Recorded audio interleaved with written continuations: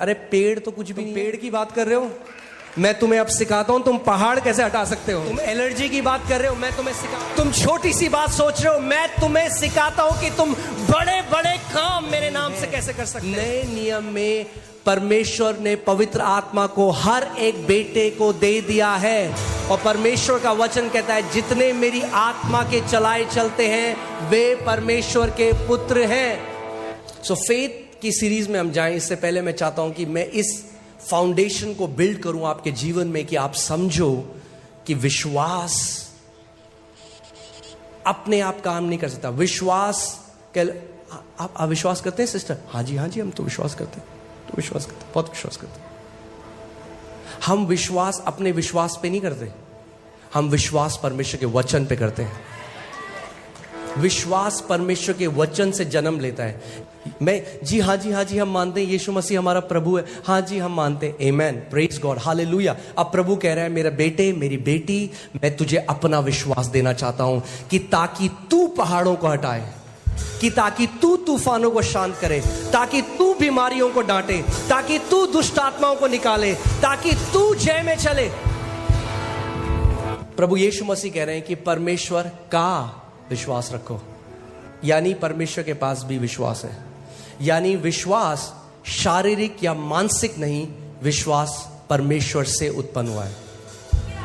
विश्वास वो चीज है जो सबसे पहले विश्वास के द्वारा परमेश्वर ने हर चीज की सृष्टि करी। आप जानते हैं यीशु मसीह कह रहे हैं अचंभित मत हो जब तुम इन चीजों को देखते हो। मैं तुम्हें आज सीक्रेट बताता हूं कि कैसे मैंने ये किया, कि ताकि जब तुम उसको मानोगे तो तुम भी वो कर सकते हो। मैं इस पेड़ को श्राप दे रहा हूं और अब तुम्हें भी सिखा रहा हूं कि तुम कैसे इस पेड़ को श्राप दे सकते हो। अब क्या प्रभु क्यों चाह रहा है, क्यों पेड़ को श्राप दे रहा हो? जो कुछ भी प्रभु ने किया उसके पीछे एक आत्मिक प्रकाशन है। ऐसा था कि पूरे इजराइल में ढूंढ रहे, अच्छा इसमें फल नहीं है, ले तू भी श्रापित हो। इसमें फल नहीं, ले तू भी श्रापित हो। मैं सारे पेड़ों को सुखा दूंगा इजराइल में।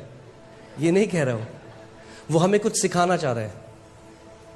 यानी अगर आपके जीवन में ऐसा पेड़ है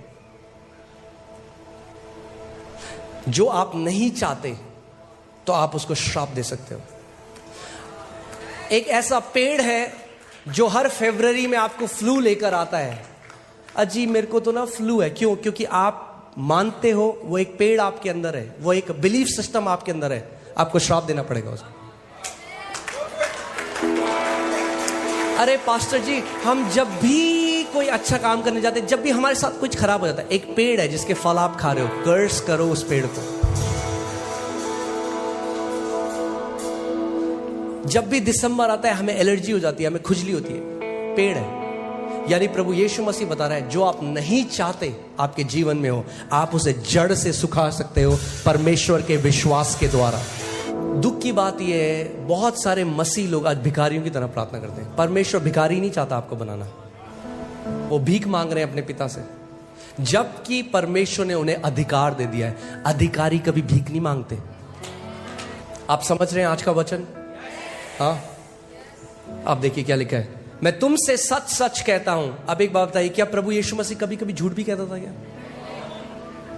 वो कह रहा इस बार सच सच बता देता हूं तुम्हें, पिछली बार जो बताया नहीं। वो क्या कहना चाह रहे, ये इसको ऐसे ट्रांसलेट किया है, किंग जेम्स बाइबल से वेरीली वेरीली आई से अनटू यू। इसका मतलब वो चाहता है कि आप कुछ भी हो जाए इस बात को मिस ना करो। वो सबसे इंपॉर्टेंट बात आपको बता रहा है, एक सीक्रेट आपको बता रहा है। वो ये बता रहा है कि ये बात आप मिस ना करो। इसीलिए वो कह रहा है कि मैं तुमसे सच सच कह रहा हूं, ध्यान से सुनो इस बात को।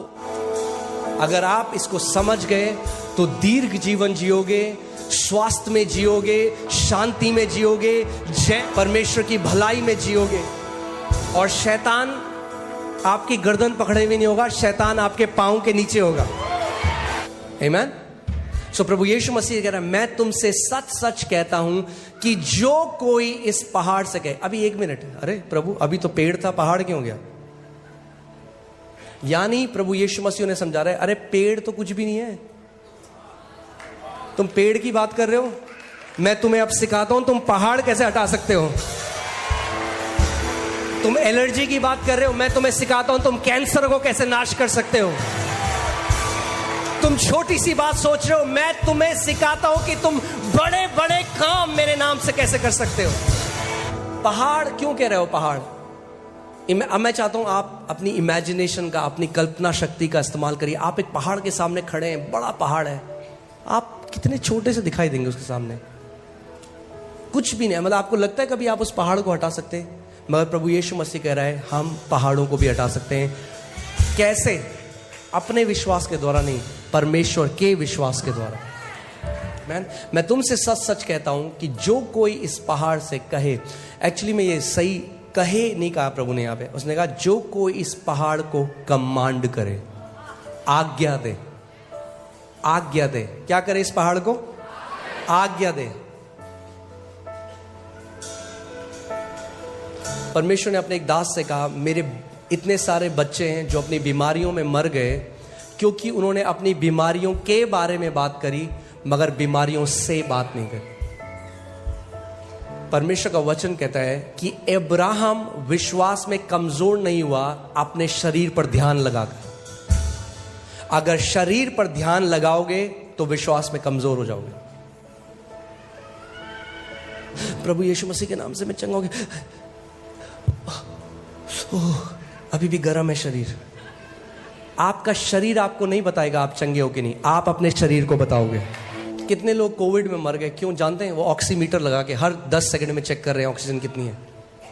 डर का आत्मा घुस गया अंदर, हर 10 सेकंड में चल गया, अरे अभी तो 90 था, अभी 70 हो गया। जब शांत हो तब सीखो तूफानों में जय कैसे पानी है।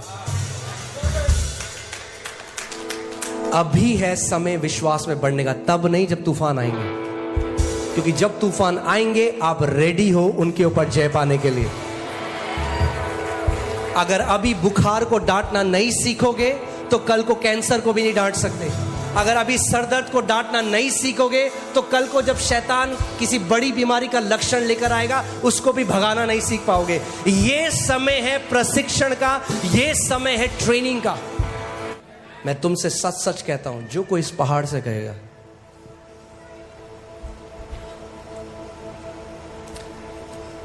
आप सोच सकते हैं कि उस समय चेले वो सोचोगे क्या बात कर रहा है प्रभु, तो समझ से परे है। क्या कह रहे हैं? हम पहाड़ को हटा सकते हैं? इम्पॉसिबल लगता है। हो सकता है कोई बीमारी है जो आप 40 साल से झेल रहे हैं, आपने मान लिया वो आपकी है, आप कह रहे हैं ये इम्पॉसिबल है, डॉक्टर मेडिकल साइंस में इसका कोई इलाज नहीं है, ये तो जा ही नहीं सकती, आज तक एक भी व्यक्ति चंगा नहीं हुआ। अरे तो पहले हो जाओ ना, पहले बन के उदाहरण बन जाओ। आप चंगे हो जाओगे तो करोड़ों और चंगे हो जाएंगे आपकी गवाही को देखकर। वो पहाड़ है आपके जीवन में। आमीन।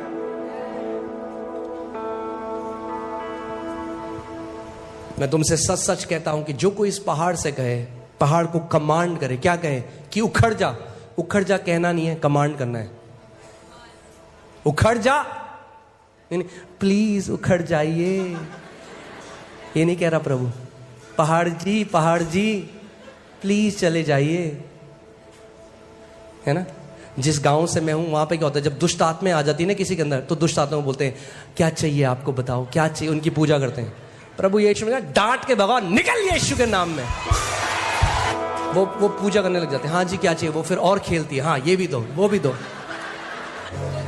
शैतान को बहुत पसंद है अगर उसको कोई अटेंशन दे। बेचारे को हेवन में तो मिली नहीं, अब यहां जो देता है वो फिर वो सीधे उसके बेडरूम में जाता है, कहता हाँ यहां कंफर्टेबल। अच्छा एक काम करो, चलो 2 चाय बना के लाओ, मेरे लिए पॉपकॉर्न भी लेके आओ। विश्वास के लोग रिक्वेस्ट नहीं करते, कमांड करते हैं। कमांड करते हैं। कमांड करना सीख जाओ कि यीशु मसीह ने तुम्हें अपना अधिकार दिया है। आप लूका 10:19 लगाइए। क्या दिया यीशु मसीह ने आपको?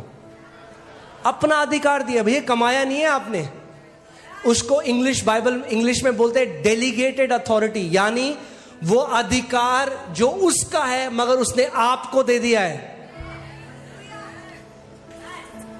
बोलो देखो, पड़ोस को बोलो देखो। कई लोग देखते ही नहीं है, यानी देखो मतलब आत्मिक रूप से देखो कि तुम्हारे पास है ये। देखो मैंने तुम्हें सांपों और बिच्छुओं को रौंदने का लकड़ी से ऐसे हटाने का नहीं, रौंदने का अधिकार दिया है। हालेलुया। परमेश्वर ने आपको सांपों और बिच्छुओं को रौंदने का अधिकार दिया है। बोलो, मेरे पास अधिकार है सांपों और बिच्छुओं को रौंदने का, और शत्रु की सारी सामर्थ के ऊपर।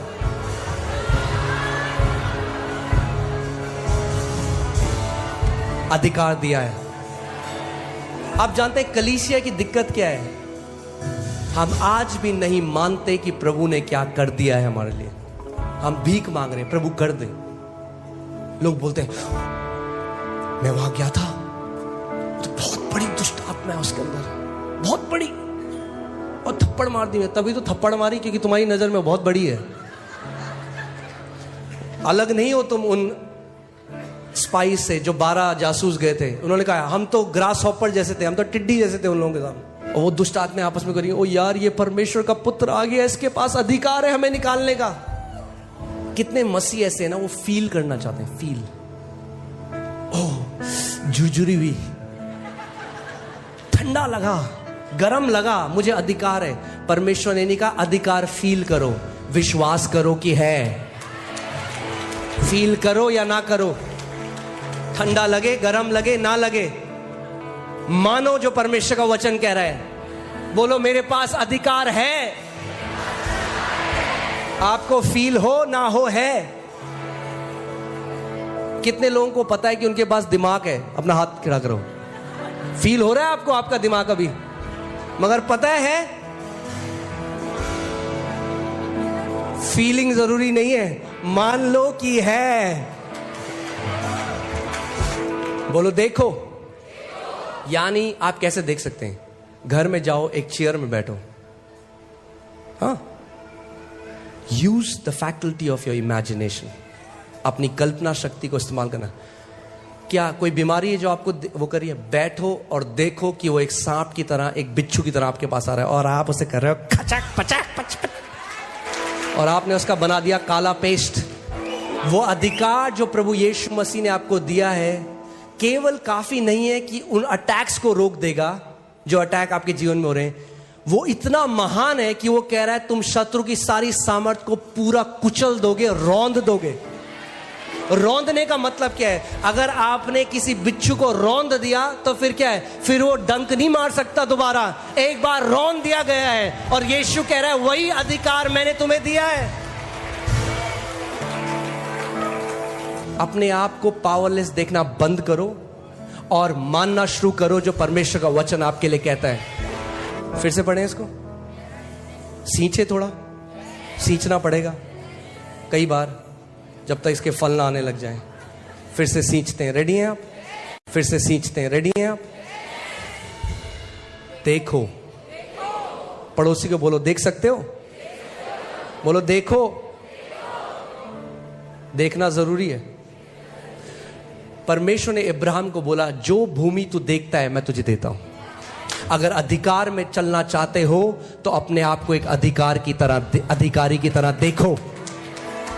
आपने देखा कई अलग अलग जगह अलग अलग अधिकारी हैं। ग्रामीण शिक्षा अधिकारी, हाँ, आप भी, हम भी अधिकारी हैं। बिच्छू रौंदने वाला अधिकारी। पड़ोसी को बोलो, पड़ोसी मैं अधिकारी हूं।